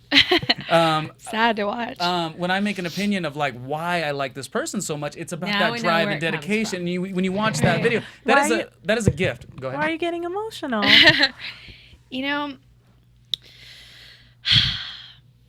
I think that was when it was all still real. You know, it's been so fake for so long. Mm-hmm. Yeah. It's sad. Yeah. That was when I still like Believed. Yeah. Could you, because you talked about being behind the scenes, could you get it to be back to that point if you take more control, possibly? Not saying you're not taking control, but I've learned even with my own career, it's like, try to go this way, but I've been opening my mind to try other things too. Mm. But you are taking control. You're on Celeb Apprentice. You're being you. You're kicking ass. What's going on in that room over there? Yeah. Let's have an Oprah moment now. I mean, I think it's just a lot harder than anyone will ever realize. And one day I'll write a book and tell everyone the truth about what I went through. But I think that it's time to do something else when it's not that anymore. And I can be honest, it's not that anymore. I don't know if I can get it to be that again. I pray that I can because I love singing and you know, being an artist and creating more than anything I've ever experienced. But unfortunately, the business is not about that, and it doesn't value that, and it doesn't lift you. It just breaks you. The dogs don't even like it. No, they don't. You should see what they do when Diddy comes on camera. The industry's disgusting. Yeah. Yeah. I mean, it's disgusting. And this is, let's mark it out, this is your 8th year kind of pushing. I mean, really longer if you performed as a child, but just professionally, about 8 years doing this same type of thing. Is that kind of what you're saying? Yeah, I mean, it's been 8 years. I think I fell out of love with it 4 years in. Yeah. And I've been coasting since then. And I mean, I get to do what I love, and I have so many amazing things in my life because of this, and I would never take any of it back, and I would never wish anything different in my life. But kind of at a point where it's difficult. It's difficult with the way this world works nowadays. I wake up to Twitter with like 70 death threats a morning about how I'm a piece of shit, and you know, I should just kill myself now. I was going to ask you, like, back in your, like you said, 4 years ago, I'd love to get one. No, I'm kidding. Yeah, I used to say that. Now I wish I could. You're still young and fresh. Just want How one. cute. You said 4 years ago, and I think that's interesting because 4 years ago maybe it was around the time Danity Kane broke up or whatnot. And also that was a time, because Perez I don't think is as vicious as he used to be. I think he actively chose not to, thankfully. You know. Yeah, he made a lot of things really hard for me. But he was on you very difficult. Yeah, he made my career very difficult. And that's something I don't think he'll ever realize, because he thinks that it's all like just a game. It's a game, baby. It's entertainment. I'm talking about you. You're lucky. You got it. Right, but it's not as simple as that. It isn't. And not all press is good press, and not all lies are good lies, and a lot of things really eat you up. And I don't think anybody's beyond it. And I think the people that are beyond it are just so far gone they don't even know. Beyond it meaning they could take it? Is that what you're saying? Yeah, I mean, so like if you could we're take not it, built in life to be beat up every day. I would think that too. I would think, oh, Ronnie, you just got to be stronger. You just got to be. But it's like, it's so I am unrealistic. a human too, and Mama Dina raised me well. Like I will feel the certain ways that I feel. You know. Yeah. So. Yeah, and with the technology and everything, you know, people have access to you all the time. But here's a good thing. They have access to your brain all the time. With the technology, and I don't know where you're going to go career-wise. That's actually a question we do want to know. What is next for you, kind of a deal. But with the technology, you do at least have the idea that you could get onto a iChat, do a YouTube video for your fans, or contribute more to your charity. I mean, there is that good side of technology, but I guess there's a lot more negative things out there. What are the fans like with you? Your Twitter, the entourage, or whatever they call it. Like, what do they talk to you about? I mean, I think that people that don't appreciate me are catching me at a certain time in my career, whereas the people that really do appreciate me have known me from the beginning. I've definitely grown. I was insecure. I had a lot of issues, and I worked through them on national television, as you can see. And I think that I've struggled so much, and I've worked so hard for my mind, and I've worked so hard for my confidence, and I've worked so hard for my ability to stand up and not take shit from people. So I think that, someone that's Tia, whatever last name is, Vegas fan, and they watch tonight's show and they hate me because I had an opinion about her, don't understand the 8 years that I had before her and all of the strength that I've had and built into my voice. And it's not just mindless chatter, and it's not just some young girl that's being a brat toward old people and being self-righteous and whatever else they have to say. And it's not as simple as Arsenio's nasty comment about, oh, thank God Diddy got rid of her, that's why. I'm not self-righteous by any means. I'm confident, and I applaud myself because, especially in a competition like that, no one else would if I didn't. They didn't. You ever heard anyone say thank you for creating the concept for every single task that they won? Did you ever hear anyone say thank you to me? No. And I never heard it. So that's the reality. Yeah. Making the band days. What is the highlight? I was just going to ask something about that. Oh, go ahead. Let me let you, because you didn't watch it as much as me. Because you said it, and it's like, I was just going to ask something. We're thinking. Well, I was just wondering for those people that like are not that familiar with the past 8 years. Did you start with? Could you give us a little time frame of what's happened to you? You started with making the band. Mm-hmm. She was on a radio competition show with Ryan Seacrest on Star 98. That's how I knew he was a real fan. On Star 98.7 before it was whatever in Los Angeles, and so like she's been doing it for a little while, you know. So I just what came after? I'm a radio guy. Well, I mean, I started at 4. I did my first touring company at 4. You were making the band at 4 years old? No, I was in a national touring company, and I toured for all the way up until high school, and then throughout high school I stayed local and did local productions, and then I wanted to go off and be a singer and be, go on Broadway was always my dream. And I had this mentor. I had this mentor growing up, and I said to him, I'm gonna go do Broadway. I'm gonna, my mom wants me to go to college. I got accepted to all these great colleges, but I'm not gonna do it. And the mentor said, singing and your voice and your talent is always gonna be there. Your mind is what you need to discover, and your mind is what you need to develop, because the talent that you have is nothing without it. So I went to college. Look at you really do.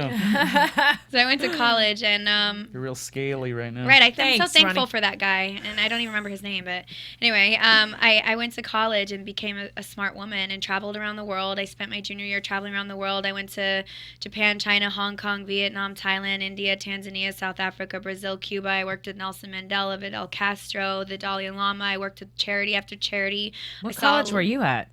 I started on a program. My junior year was nothing like that. I did this program called Semester at Sea, but I traveled after that as well. But my college was University of California, Irvine. But anyway, I just traveled, and I saw that life wasn't about me, and the selfish, self-righteous little brat that everybody's thinking they see after this episode was actually who I was, I'd say, prior to traveling. And after traveling, I really realized that I'm such a small part of such a big world. And, I was like super rebellious for a time. I didn't want to live in America. I didn't wear anything that was made in a sweatshop. I was like, like Birkenstocks and friggin' ridiculous drinking wheatgrass, crazy. and then I slowly but surely, year after year, kind of got back more into the consumer society that we live in, and I wanted to look pretty versus wear hemp and whatever. Right. And then I'm kind of this neat little mutt of things. I can hang out with the pretty girls that talk about their freaking name brand purses and a bunch of nonsense, and I can also hang out with a bunch of earthy misfits, lesbians that think that pretty girls are obnoxious. And they both respect me, and they both appreciate and understand my voice, and I'm lucky that I've been able to experience so many different cultures and so many different ways of living. And television creates characters. That's what it does. And I've become a character on every show that I've been on. I mean, I can even remember Making the Band way back in the day. So that was your first, right? Yeah, Making the Band was the first. Okay. Yeah. So Making the Band, I remember they came to my house right after I won, and they wanted to see, all of us in our hometowns. And I remember telling my mom, the one thing I want to do, because they always show me as like the hot girl or this or that, I want to be like the smart woman that I am. So I remember I took all the pictures down in my house, and I put all the pictures of traveling around the world up. I redid everything. I put all these smart books out on my book stand. I had my parents like reading friggin' like whatever, I don't know, some historical book. And I was like, oh, what are you reading? Oh, World War II? Well, why don't, like just stupid. Oh my gosh. And then I remember watching the cut on television, and they cut like me sitting on my boyfriend's lap and me jumping in a pool in a bikini. So it's like I was never meant to be that on that show. And from Making the Band, I went to Broadway, did Playboy, which obviously made it very difficult for me to ever be. Playboy was on Broadway, or was it the magazine? Playboy was. I did the cover of Playboy. You never know. Wait, what? That'll be the day. A show on Broadway. No. The cover of Playboy. Okay. Which made it difficult, obviously, to be taken. Were you naked? No, just boobs and butt. Honey, you got to pay that money to see that. Okay, then from Playboy, I did Peep Show in Vegas, and then from there, I did All About Aubrey, my show on Oxygen, and then after All About Aubrey, I did Celebrity Apprentice. Nice. So what's next? Yeah, what's next? Well, is it going to be a different direction? Still discovering, trying to figure it out. I'm working on a deal right now that's pretty big, and I think something that no one would expect, and I think that if I can make it happen, it would be amazing, and I'd be back on stage, and I'd also be producing, and I'd be able to sing and dance every night, which is what I love the most. I love music. I had some issues with the music that I made for All About Aubrey, and I'm caught up in a lot of different things because of that right now. So music industry is always challenging for me. I would rather just put out music for my fans and not be a part of it, the industry aspect of it. And it looks like from Twitter, like you've been tweeting out like what appears to be song lyrics. Are you are you doing that? Or? Yeah. I noticed that the other day. Yeah. I mean, I write in the studio. I'm in the studio every night writing. I have to just to get it out of my soul. But Girl, I was gonna retweet on something you wrote, and then it's like I looked up a little more, and I'm like, there she is again. It's a song. It's like, wait, and then I scrolled up a little more, and I'm like, what? Yeah. I don't even know how to comment on this. It keeps going. And I thought they were lyrics. They are. Things that I write in the studio, and so you still got a big group of followers, fans and whatnot that want your music. Thank God. I love my fans, because you know what?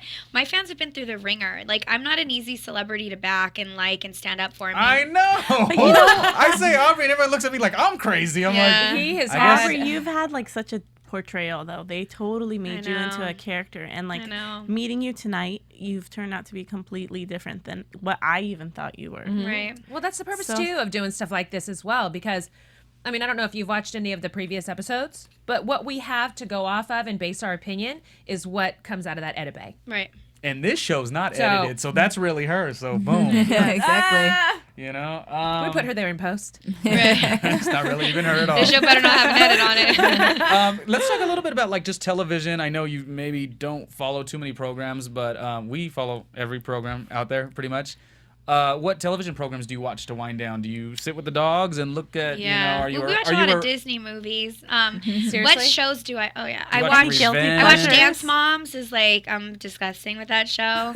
I watch. We're talking reality shows or no, just anything. I watch Dexter. I watch Weeds. I watch. What am I watching right now? Oh, Californication, duh. Yeah. I watch. What's always taped on my Nancy Grace.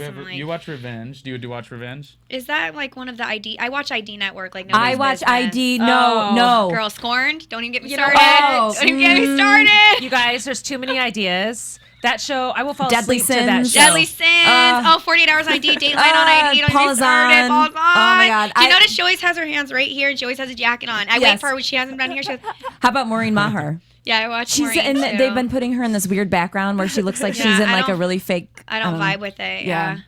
But oh man, I love those stories. I'm the worst with ID. I mean, that's my go-to network. Well, I do comedy, and people are like, "What's your favorite? What do you watch on TV?" And I watch no comedies, and I only watch ID. Right. I like dark shit. I That's do where you too. get funny You want to stuff know what from. though? I fall asleep to it, and like so. Me too. So do I. It's so bad though. It affects it's been affecting my dreams. I killed someone in a dream. It was crazy. 2 nights ago, I was Wait, being what? stabbed. Yeah. What? I put on the sleep You timer guys for can't 90 watch minutes, this. and Because so you for hear that- it in your like stages of falling deeper into sleep, and it affects your mind, your dreams. I had to stop watching it. How 'cause do I you was wake getting up like I'm? Oh my gosh. Thankfully, I'm super here. negative. My last comment on ID, but I hate at night. A lot of the time they have New Detectives, which is like the like don't very like New rip off. Detectives. It's like You want to almost know what one so I hated? cheaply produced. The one that's from the aspect of the guy that they'd call in Oh to. yeah, that's creepy because they do his voice like he's dead and he's like, "What happened to me?" I didn't even vibe with that.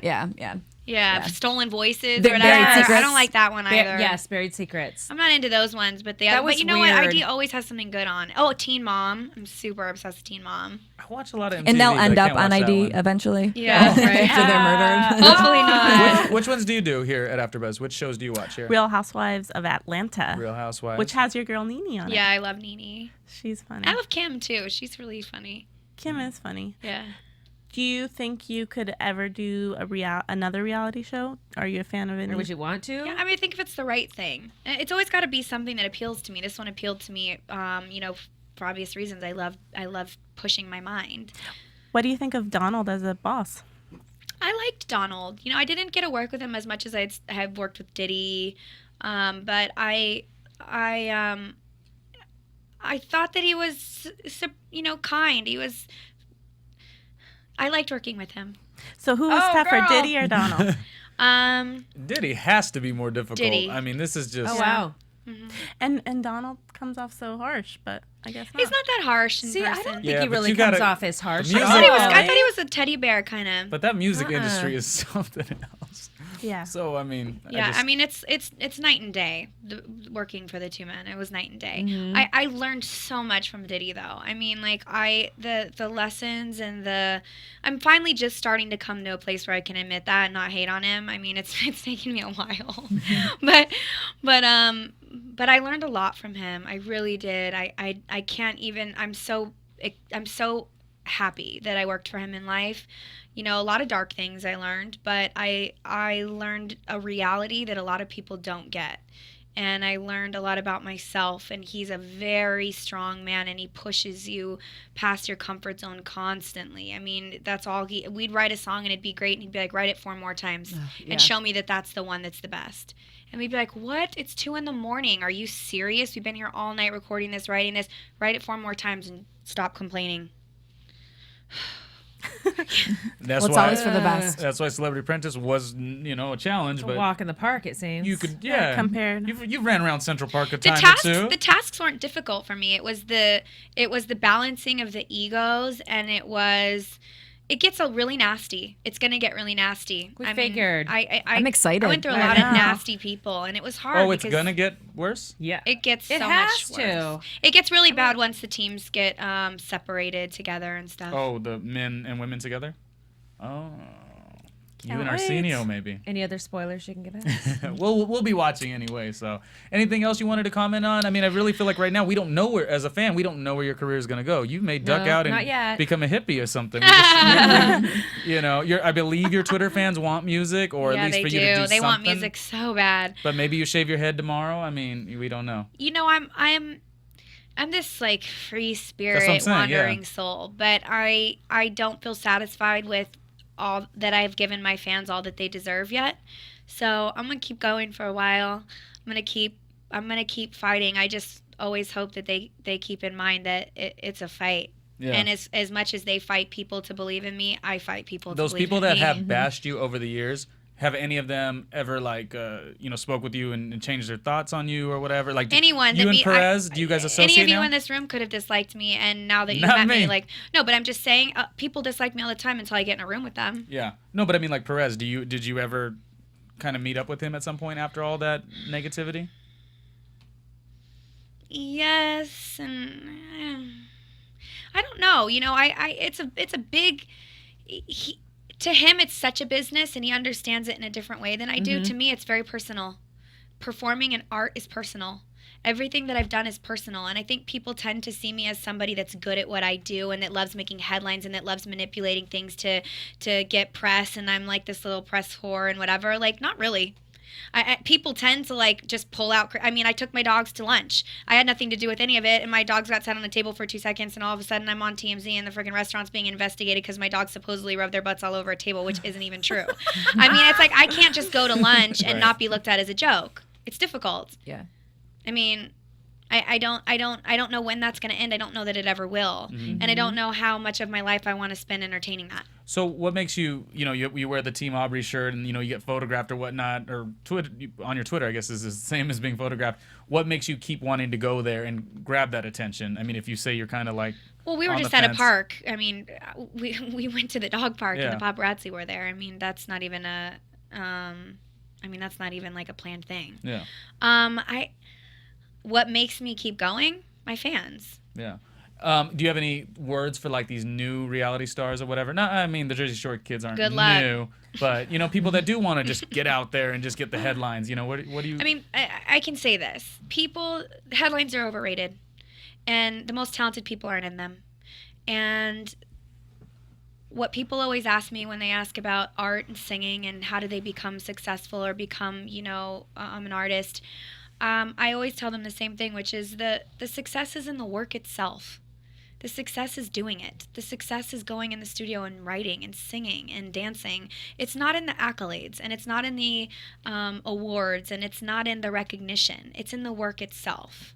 And that's with every career. You have to be proud of the work that you do and not look for the public perception of success, because you will never be happy, and once you get that public perception of success, you'll want some more.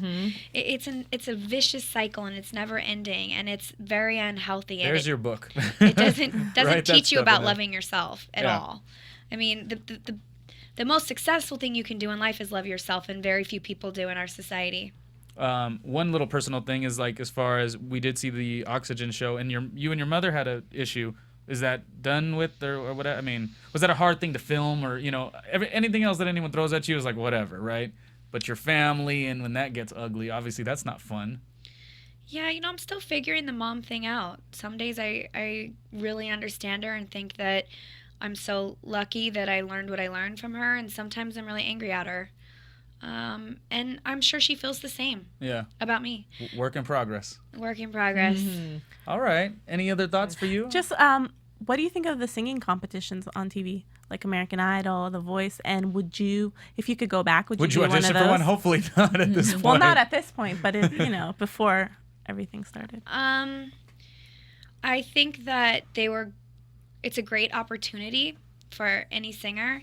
Unfortunately, it's become such a market that nowadays most singers that aren't doing it can't get exposure and be seen. And the ones that are on those shows are the ones that get all the accolades, and they're not necessarily the most deserving or most talented. I think that as the creation of more and more of them exist, they will become less meaningful and less valuable to the people that win them, which is also a disappointing thing. And would I audition for them? I mean, before like making the band and everything. Probably. I love to sing, and unlike a lot of singers, I love to be on TV, and I don't make any apologies for that. I think that my voice as a woman is just as cool as my voice as a singer. So I like being on TV and singing. That seems like that definitely has to be part of your new lane. Whatever it is, if it's music, you got to do the speaking and inspiring and all that. I mean, that seems where... I mean, a lot of people don't know that I'm like this, you know? They don't know you're like that. They don't know you're educated. I mean, there's a lot of different things. You graduated, or you did what degree? UC Irvine. Oh, okay, UC Irvine. And is it true you want to go to law school? Yeah. Yeah. Smart girl. She could have been legally blonde or something. I don't know. I am legally red now. Well, cool. Well, we had a good time. I could obviously just keep on going forever and ever. Was there anything else that you wanted to say? You shout out to your dogs or something, or your fans? Just a shout out to my fans. They're so amazing, and I love them so much. And every time, I mean, I get to know my fans through Twitter, so I just appreciate them so much. And Twitter on my worst days, it's so embarrassing because Twitter is just ridiculous. But I love it. I love being able to connect with them. I love seeing what they think about the things I say or do. And I love when they stand up for me more than you know, dude. Y'all know you need to go in on a few people after tonight, so I better start seeing it on Twitter. I'll give you Arsenio Hall's Twitter if you need it. Y'all better start reading him quickly. Oh my gosh. Like I said, social media, it's crazy. You get a lot of bad, but there are some good things out there, and you could always throw out a YouTube video for your people. I mean, it's a cool thing. Yeah, and also people that have criticisms of me, like saying nasty things to me, like we all like the choice words that Arsenio came up with, those brilliant ones. It does no good. If you really want to say something to him or you thought I was a jerk tonight, then say that. Don't go on the tangents of I'm not talented or pretty or whatever. Like, we know that's not true, and I'm not being conceited, but we know it's not true. I'm not an ugly person. It's almost I'm like, not talented. Like, just if you have a problem with like my personality or who I was tonight, talk to me about it, and I'll write you back if you respectfully have like a comment toward me. Like, a lot of people, like haters, just go on these wild tangents that are so ridiculous, and it does no good. All right, cool. Anyone else? Anything? That's it. Good. Well, thank you so Very much, good. It was a Aubrey. good interview. All good. Celebrity Apprentice. We hope she wins the whole thing, and whatever direction she goes on. So wait, does that mean no spoilers? No, we'll watch the show. We've been spoiled. We've already been spoiled. Arsenio Hall's a jerk. I feel like we're gonna watch, and we're hoping you win. But if you don't win, I mean, you still got a lot of AfterBuzz TV News. Oh, do you have any news here? Any of you? Do you have any news? There was an Ivanka sighting yesterday. My source is in Aspen, Colorado. She was at the temple with her husband and her little girl. I hope it's a little girl. I think it's a little girl. Temple. She's Jewish. She has a baby. She converted for her She husband. converted. Yeah, they were in Aspen yesterday at the temple. So my friends, mom and dad saw them. Oh, so they that's go to the same temple. All right. Never give away your sources. You just did. Okay, cool. You guys have anything else on Celebrity Apprentice, or were we more just the Trumps, how they went hunting in Africa. Oh yeah. Donald Jr. and Eric. It was kind of vile. They lost seeing pictures. Kind of what? It was kind of vile seeing pictures of them with like a dead leopard. Oh and no. Elephant tusk. Yeah. But I guess they're hunters. Yeah. All right. Yep. Okay, well, cool. I was more so just like this episode getting ready. I was more doing like a memory lane of like my favorite Aubrey moments. So I probably didn't get as much Celebrity Oh, you Apprentice didn't even news. show the picture that you have with her. I do have some photos. We could do it during the news. let's do some photos if Phil has them. The thing is, I'm not sure in the booth. Okay. It's just a couple little photos that I thought were funny. One of which we happened to see her amongst a radio tour, but just other cool ones that maybe she could speak on those moments. Did you know you were in a photo? You took a photo with him? Of course you don't remember. That was like, how many radio interviews does she do? These are just photos that I like. Is that you? No. Yeah, this is her. These are photos that I like, and I want to give my reasoning when I watch the show. What I like about it. This is when Aubrey walked in today. We were talking about the word ing versus the word ang. So like you could be drinking or dranking, and you could be singing or singing. And this was again another making the band moment. Which forgive me for talking too much about making the band, but this was like a little club or whatnot, a little venue. Do you even remember these moments? I mean. Yeah, I remember this one. You were singing Etta James at last, like talking about a white girl who can't sing. That's a moment right there. Play the clip. Can you play it? Oh, this is just a picture. Oh, yeah. Yeah, we'd have to search for the for the clip. Just what are your thoughts when you see this photo? That's when it was still real. That's still real. So that's kind of the big takeaway. Oh, and this was us. This was us at our radio station in San Diego. Oh wow. And there she I gag at you. And Look at you. There she is with her gear, which she was not proud of. And there's me. Oh, I look like a brosh. I look like freaking Debbie Gibson in that. I just thought it was funny. Do you remember him from that? No, at all? that's not. I mean, I don't know. Promotions, and I mean, it's like they're gonna meet 10,000 people. That's not why I brought up. The I don't photo. even remember that day at all. Yeah. So I just thought that was fun for me, way back then. And this was the team Aubrey Celebrity Apprentice photo we kind of talked about. When I was walking my dogs. We just got that from Twitter. So those are just kind of some of the things that Aubrey tweets about, or just fun. This moment I thought was particularly special, and when you guys see me talk about, not because of Diddy necessarily, but when you guys hear me like say how great she is, or the confidence and competitive nature, what I liked about this clip and in the voiceover, she had talked about, well, Diddy will sit there and he'll be playing the trick, which a lot of these record label, right? I mean, I know the record industry fairly well myself, and they will sit there like, I'm not amused, I don't care. And what Aubrey had said, and this is why I was like, I know she's gonna make the band. She goes, Diddy's sitting there, he's doing the I don't care thing, and in that moment, as a performer, you have got to perform even more. You've got to give it 100 times more. And I just always respected that moment because I was like, hey, that's what an if I'm going to be successful in this business, I got to have that same rule apply. So I really liked that moment. When you see it, what do you think? Are you like over it, or because that's what he was doing? No, it was great. It was a great moment. Yeah. I loved Diddy then. I really did. I thought he was so amazing. Yeah. So that was when he was on his two-way pager way back in the day. Two-way. You can see what generation we're moving on. Cool. That wraps up the news, and let's do some predictions on Celebrity Apprentice for the next couple. Now, your AfterBuzz TV predictions. Predictions meaning what's gonna happen, Aubrey? What are we gonna see next week? And we have the psychic. Somebody's gonna be fired. You're fired. You're fired. And this is the newer dog, because a lot of people on Twitter. This and is all my new baby. Yeah. How bad am I with dogs, you guys? I was like, oh my God. Because I know the one dog has the hair dyed, and I was like, well, what about the new dog? Is it got hair dyed too? And you guys are like, it's green. I'm the worst dog person. It's like blue. I was like, oh, is it dyed? Yeah, it definitely. Now I can see it. Boy. It's cute. Yes, you can see the color now. He's my little boy. Your little companions. You have two of them, right? The two dogs.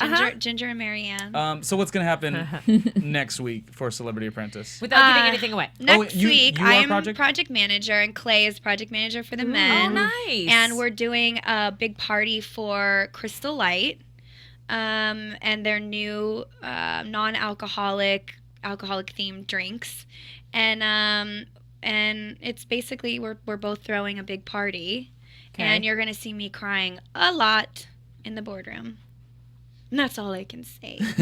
Mommy got tears. It's interesting for us to do predictions because she knows what's going to happen. Do you have any predictions, though, Alina? I think we're going to have two strong leaders next week. Who do you think's going to win? Oh, guys or girls? Yeah. You have to win. You have to win. But I don't know. Sometimes they don't like you for whatever reason. So I hope you win. You're going to win, right? If you're the one with the ideas all the time, and they listen to your idea, then you'll probably win. Yeah, but it's a little different when you're project manager because you're even more of a target. No, I know, but because Tia didn't listen to a lot of the ideas today, so the way this game goes, though, it's just so many different ways. It is kind of difficult. You can get rid of anyone if you want to. Yeah, I mean, at any given time. Any person can do something wrong or something right. You have any thoughts for next week? You're No, just gonna watch it. I'm just gonna watch it. Okay, cool. Let's do our little plugs. If you want to keep the conversation going, what's your Twitter handle? Follow me on _Alina23. Okay, and yours? At Kristen Carney, and check out my blog. Kristen Carney. Most nights. And check out the blog, sweatthesmall stuff with Kristen.com. My favorite blog. I go there every good. day. It's good. It's angry. Yeah. It's angry? Yeah. Okay, I'll check out yours to check out mine. Creator of EatenAsian.com. Yes, go to www.eatenasian.com. The store is now open. All right. So selling the customized coffee and then the spring roll kits. Aubrey, that's cool. If The Apprentice ever goes back to non-celebrities, she should be on it. This one. I know. No way. This one. Don't be modest right now. No, I know. I can see what people. I think all the women in this room could kick butt. She works. You talk about 72-hour challenge. She does that for her own self. Diddy don't tell her to do that. She does that on her own. My name is Ronnie. You can follow me on Twitter at Ronnie Jr Media. And do you want to do any last plugs on your website, Twitter, whatever? Yeah, my Twitter is at Aubrey O'Day, and this one's Twitter is at All About Mary, 2 R's, and that one's all about Ginger. Are you serious? Oh yeah, they have over 1,000 followers. Don't get it twisted. Darn you. Just thank you to my fans. Support Celebrity Apprentice every Sunday night, 9 p.m. And what else are we doing? Shout outs? You could just say how great you loved AubreyO'Day.com. I loved you guys. Thank you. There you Thanks go. for coming. Ronnie, I have to say I love you. you the most just because you are course. ride or die. I have to say that. We go back to that, that ugly You radio do. picture. And Ronnie, you look amazing. Thank you. So I seriously, when I was watching, I was like, he's sexy. I was on the, you're lying, but thank No, you. I really did. I really did. Say it again so they could hear. Ronnie is so sexy. I was on the treadmill today, and I was like, okay, I really got to get it together for today. Anyways, thanks you guys for watching Celebrity Apprentice. Aubrey, you're always welcome to hang out, of course. And that was it, after show style. Alina, Kristen, Kimlai, Ronnie, and Aubrey. Right here.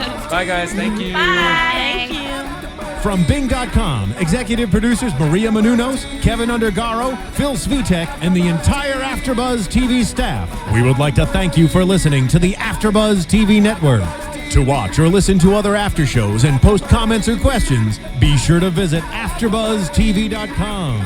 I'm Sir Richard Wentworth, and this has been a presentation of AfterBuzz TV. The views expressed herein are those of the host only, do not necessarily reflect the views of AfterBuzz TV or its owners and principals.